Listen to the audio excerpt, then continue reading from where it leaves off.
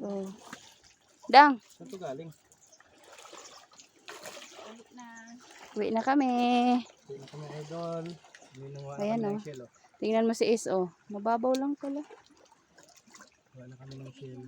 Hmm. Lagay mo to, dikit mo lang ba? Tapos design. Di ba meron daw mga ano? Di. Yung mga ano dito, sanga-sanga dito ng mga bandera mo na. Siyempre, pag baba mo dito, sana malinaw ka tayo. Ang ganda ng ano. Dagat, ah. Muna, let's go. Picturean mo ako dito. Kala na, Okay. kasi ano? Ano daw? Mga milyon yan eh. Bila mo yung bakal. Mga 5 million. Hindi, kung yan sa inda kayo, sabay nila. Lapit mo. Mga 10 o 20. Ayan, oh. Yun yung may-ari ng Bakalan mo farm. nasa 100 million. Sabay naman sa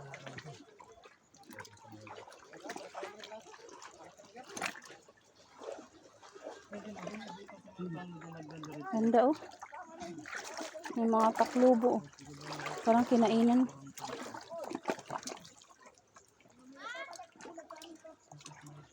No, may mga naliligo pa.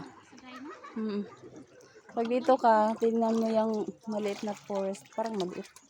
Pero malaki pala. Ito yung mga bato, oh. Tsura ng bato, oh. Oh.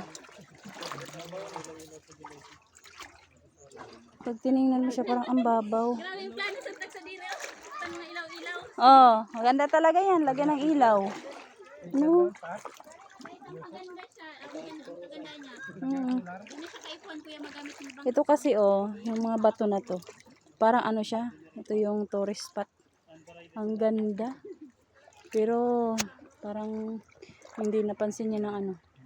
Hindi napansin ng may-ari, guys. Ano siya. Maganda siyang tourist spot dito sa ano. Ito, oh, may mga isda maliliit, oh. Tapos ang puti ng buhangin.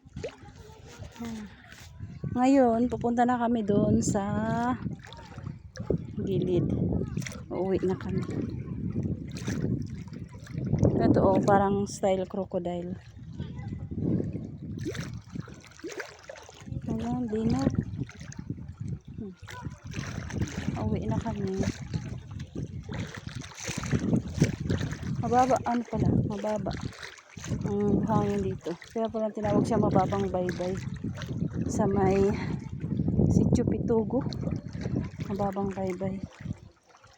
Next time babalik kami dito ulit, guys.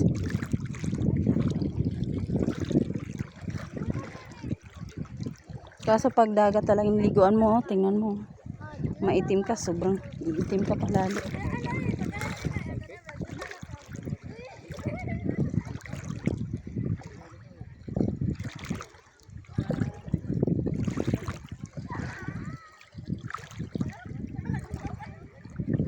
May dala na ako.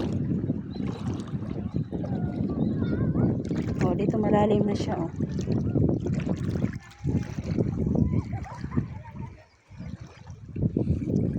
Hapdi talaga sa balat yung ano, tubig dagat.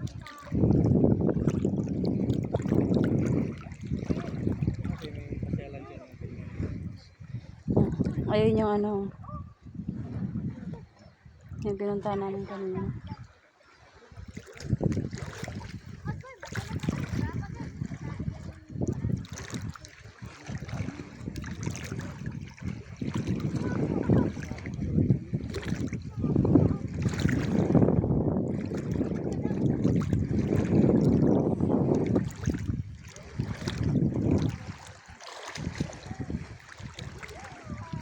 Tara, uwi na kami.